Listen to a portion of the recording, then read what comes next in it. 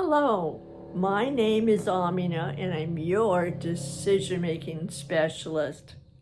And today I want you to know is day, are you ready? 99 right here. 99 days in shelter at now stage 2. Wow.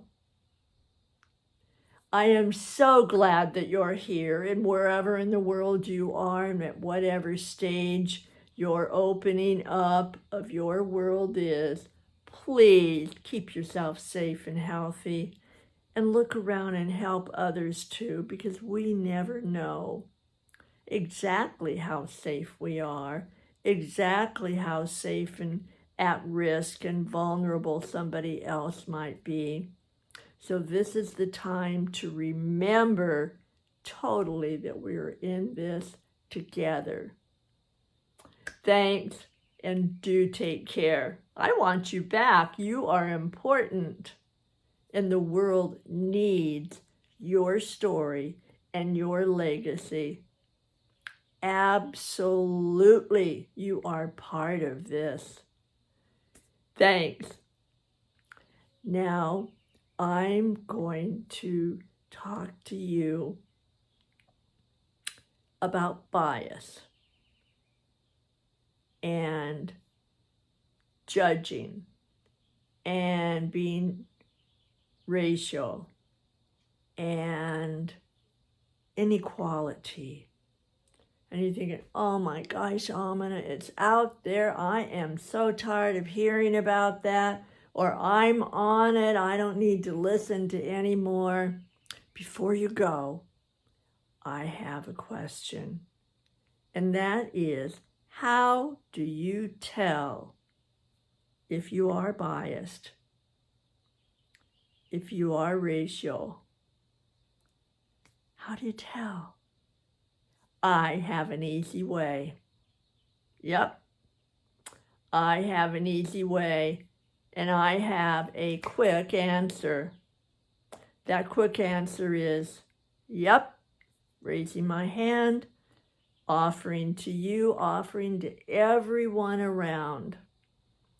We are all in this together in terms of our bias and our prejudice.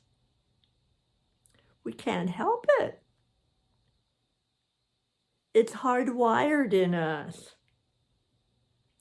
We had to be able to know what foods were safe to eat, what areas were safe to go into. We had to know that in order to survive. Those survival mechanisms are still there. The thing is, sometimes we're using our survival mechanism.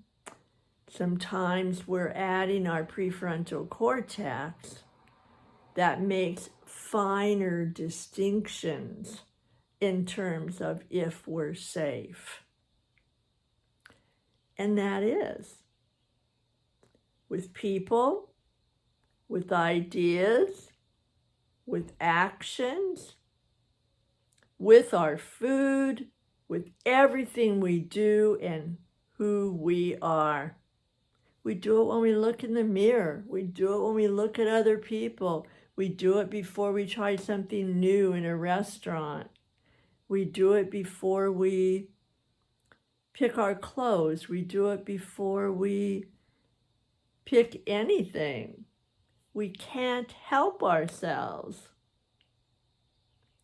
So if we just accept that as a given, yes, we're biased. Yes, we see racial differences. Yes, we have prejudice. Then we can use that. We can pay attention. Is that how I really feel? Is that how I really want to think? Or is that based on a bias, a judgment about the person, about what was said, about how they look, about how we look. This is really important because a lot of times we will say, oh, I don't see color. Oh, I'm not biased. Oh, I'm not a judgmental person. Oh, I'm very fair. And the fact is, yeah, except for when we're not. And I'm raising my hand. I'm all of those things. Those are my values. Except I do see colors. I do see differences. I do judge. I can tell one race from another. I am one race from another. So are you. We all are. Now the secret is in your belief. Do you believe that your bias and your ability to see race, your ability to judge is better than someone else's? That it's more right? That it serves people better? And with that, are you willing to be flexible, to kind of take a look at it and run it around 360 degrees and see if maybe that's something you want to look at because it's not really serving you the way you want. Maybe it's separating you from other people and other things. Just on a personal level, when I was little, I had a real prejudice about mushrooms. I know mushrooms seem kind of silly in the midst of all of what's going on. However, I would not even put a mushroom in my mouth. Thought they were icky. I had an idea that they would just taste bad, wouldn't touch them. And one day, nobody was around, and I looked at the skillet with mushrooms and onions. I liked onions. And for some reason, I thought, well, what if? So when no one was looking, because I didn't want to be made to eat mushrooms, I took one of those mushrooms. Oh my gosh. All these years when I was just growing up, I think I was about 7 this time, I had not eaten a mushroom. All of those years I had missed out because I was biased. And I believed that mushrooms should not even be a vegetable. They didn't need to be on the planet. Probably I would get sick, and I walked away from mushrooms until I didn't. Now, I am going to offer that maybe kind of silly mushroom story will fit for you, and it still fits for me, and I think it could fit for all of us. How about we take just an eyelash of a second, check, and use the what if tool.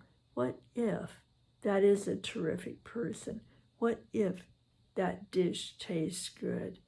What if I could be different when you look in the mirror? What if? And just check it out. Let's not, and this may offend you, I'm not sure, and I hope not, it's really important that we, and I'm raising my hand, not fool ourselves into thinking that we're not like other people in certain ways, because guess what? A lot of ways we are. However, how we can be different is what we do with that information. Do we stay the same? Do we make it more intense? Or do we try a different way and shift it?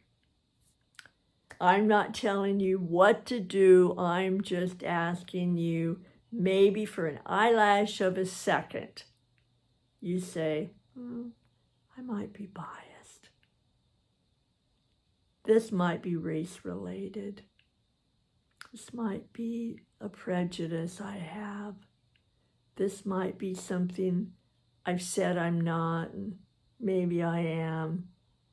You don't have to tell anybody.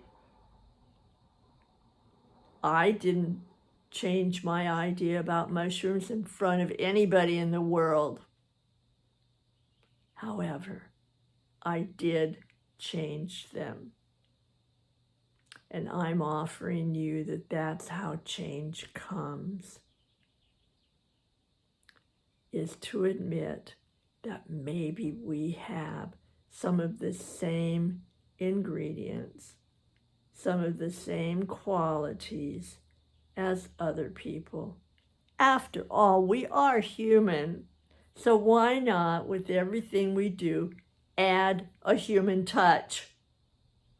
All right, thanks. Hope that is giving you some kind of service. Put it in your toolbox, save it for later. I hope not much later. Try it today, see what you think. You might like mushrooms. You might shift a belief. All right, thank you. Come back, because tomorrow will be day 100, and I want you here.